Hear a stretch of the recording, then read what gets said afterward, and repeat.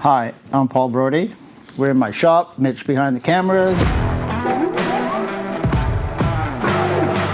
We're doing a shop tour today, and this is what my shop used to look like in 1997. That's when I bought the property. I was living upstairs in a 5,000 square foot warehouse in Richmond, and I had to get out of there. The lease was up, so I was looking around for a property, and I found one east of here. And it was an old German guy, and every time I made an offer, he raised the price, so I had to look somewhere else.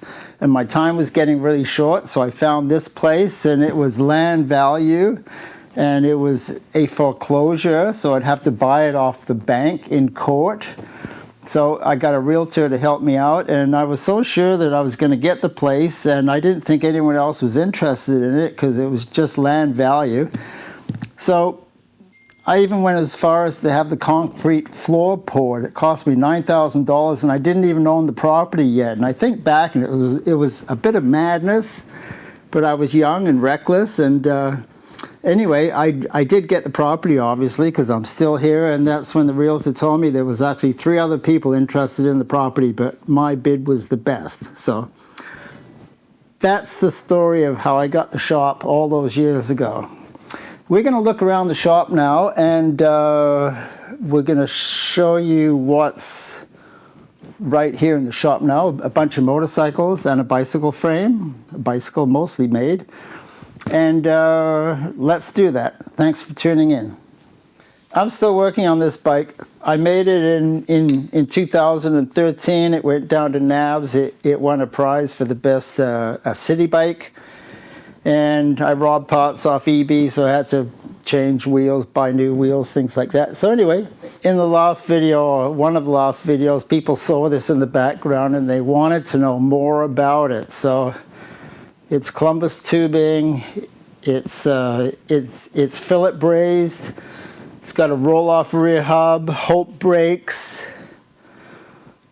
I like it. I have used the bike too. You can see by all the wear marks where the racks, well, the panniers were rubbing on the rack, so it kind of spoiled the paint, but the bike has been used.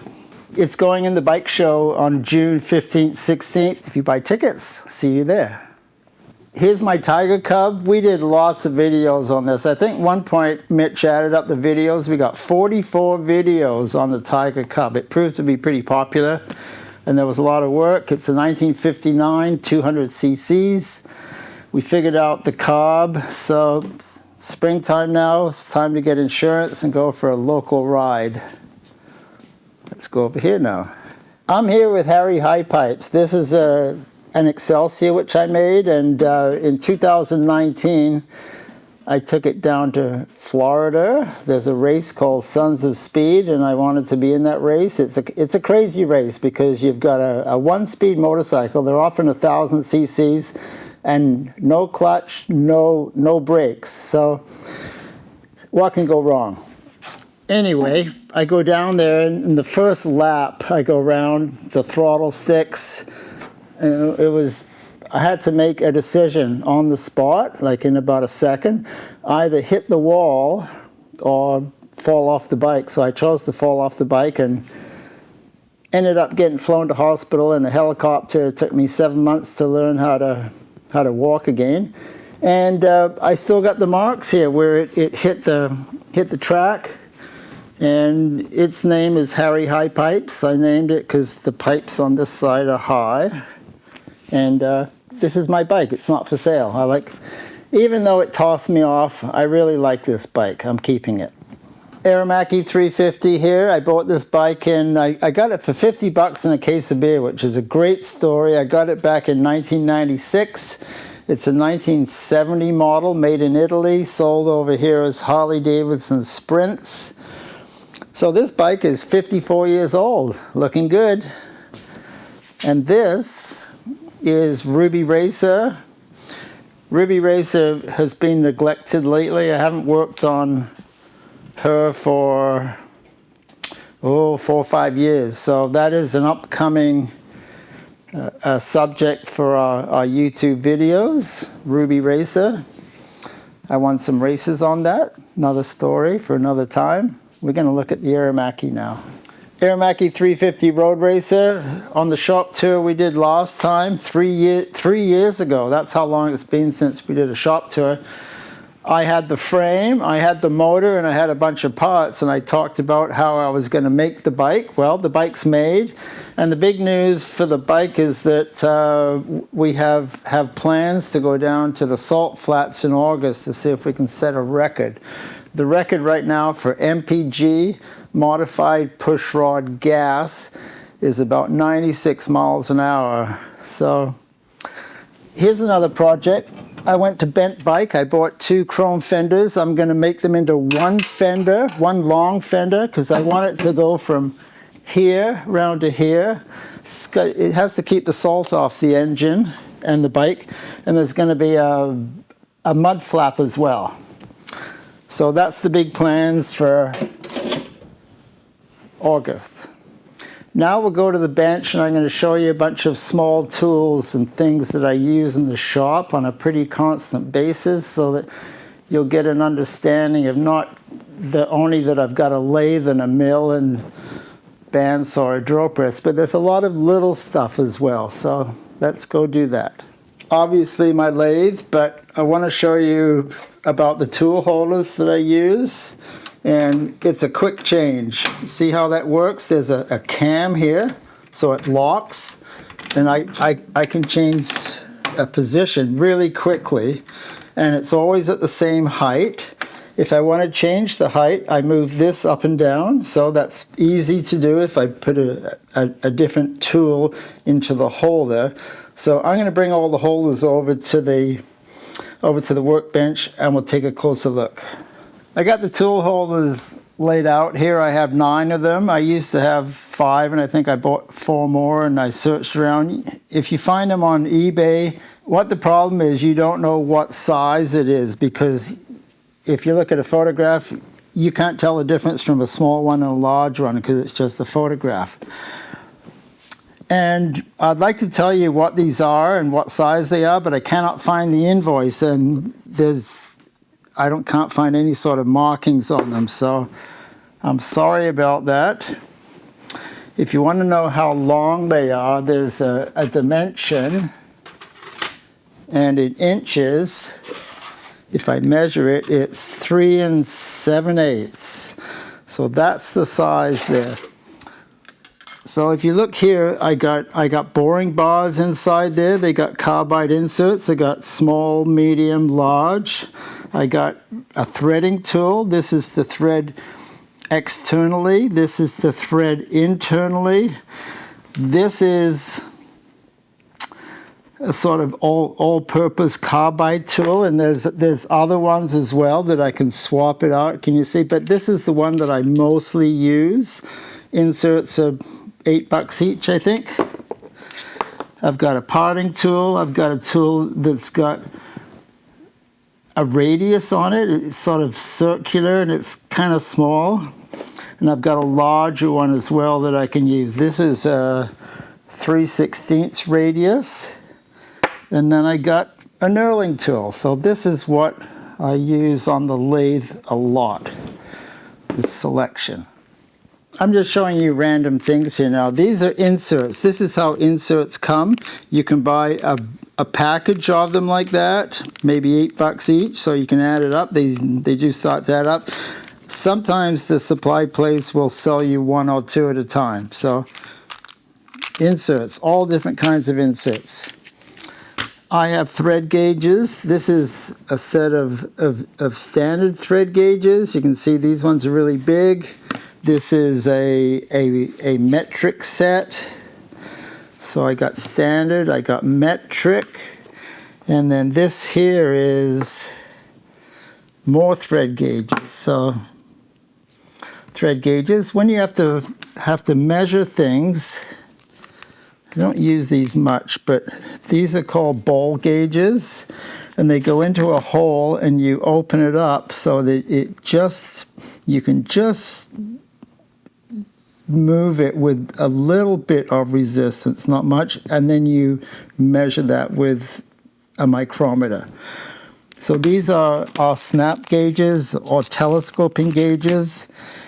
And this is the lock, so it goes in, it telescopes, and then you snap it out to the ID of a tube or something like that. So I use these a lot. I don't use these much. So we'll look at some of the measuring devices now that I have. I have verniers. It's got the vernier scale on it, so that's what you call it. This does not have the scale on it. It's a caliper, a digital caliper. I like Mitutoyo. There's some cheap ones, but I really like these ones. And they're $100 and something, so not cheap. And then I found this in my cabinet, and I can't remember using that, but I use this a lot, and I use that a lot. And then this is the big one when I need to measure something like old style with the indicator dial. And thank you, Dan. I got this off my friend Dan. He used to work at a shop, and now he's not working in a shop, so he gave it to me.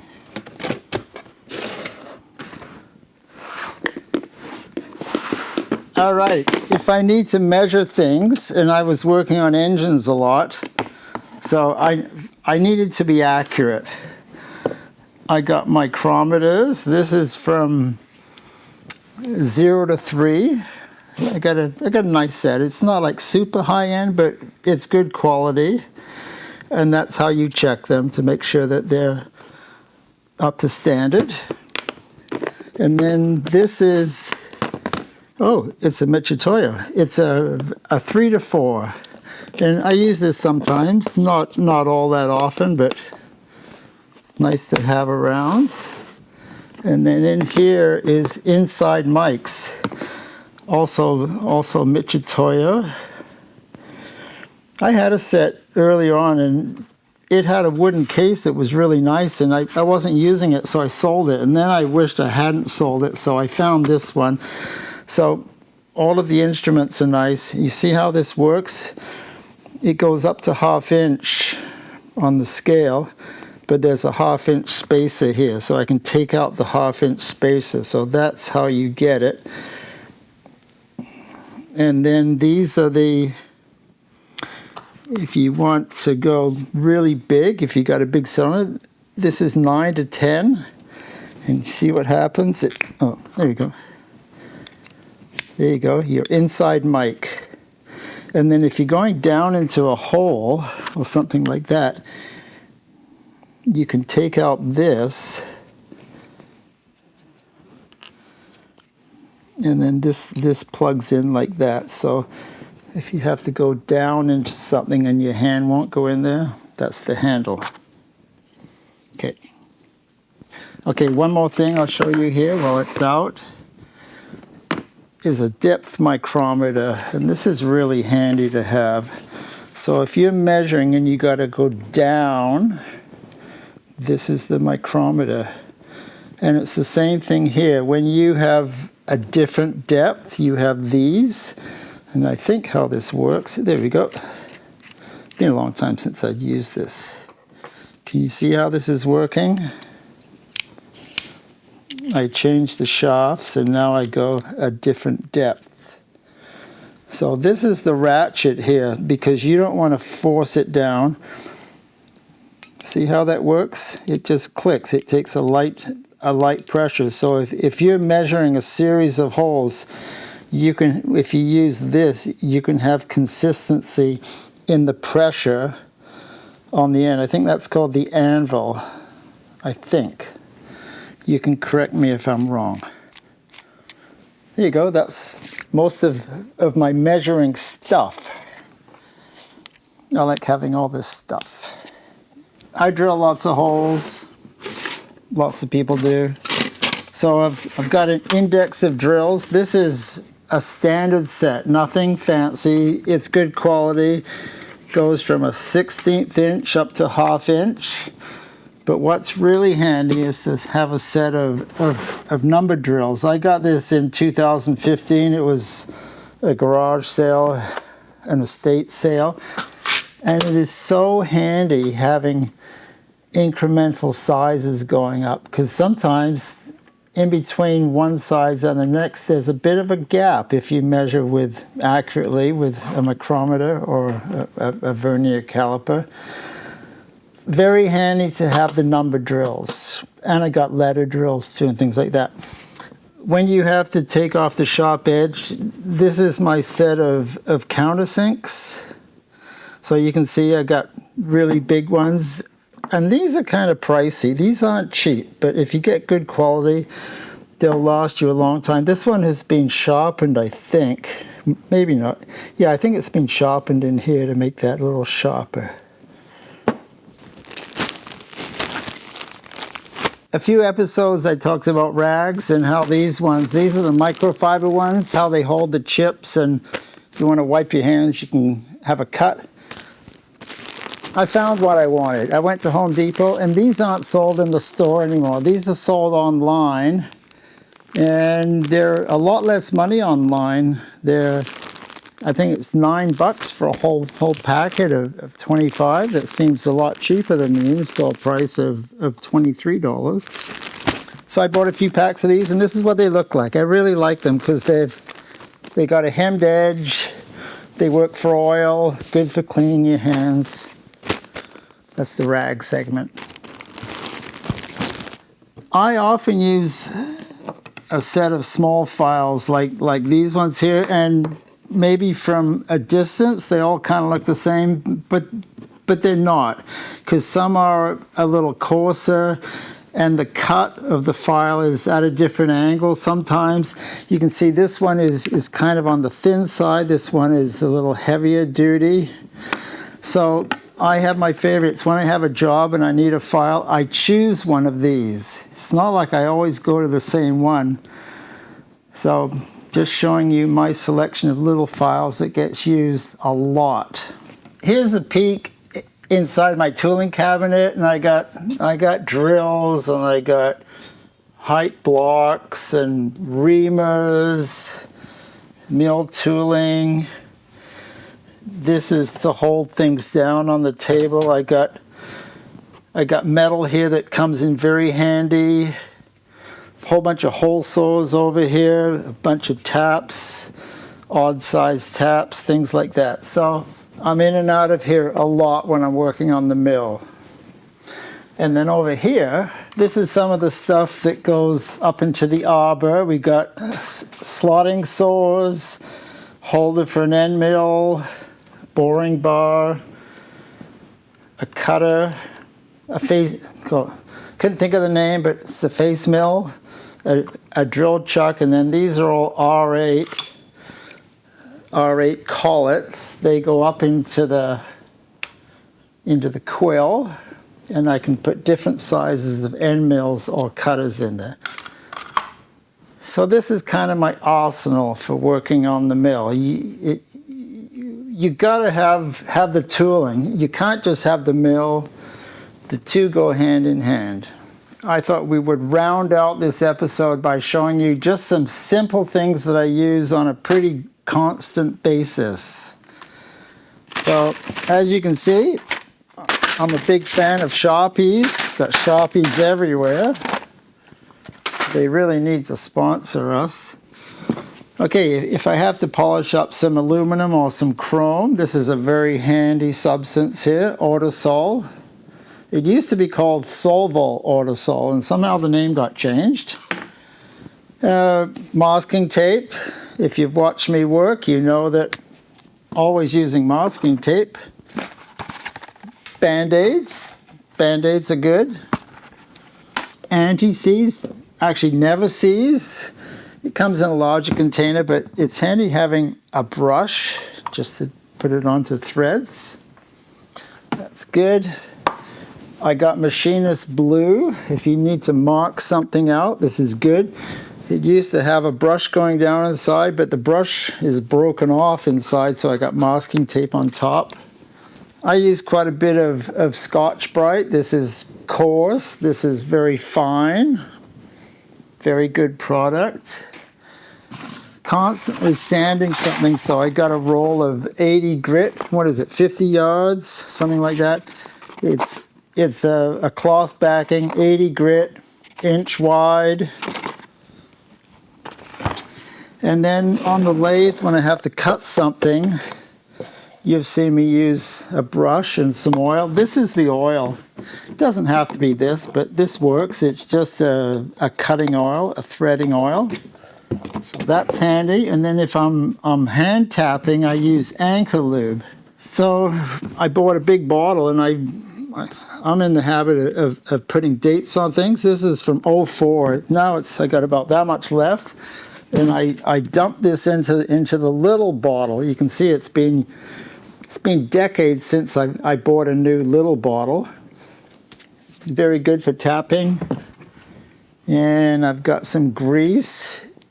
It's white lithium. It's from the bicycle industry, but it's good for all round. So if I need a little bit of grease, that's what I use.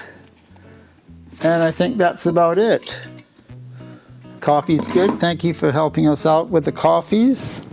We're almost at our 4-year anniversary. April 4th is our 4-year. That's when we first came out with our videos. I had no idea how many people would want to watch, so thank you for all the support.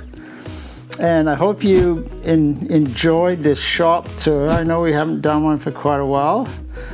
Leave your comments, like, subscribe. See you next time.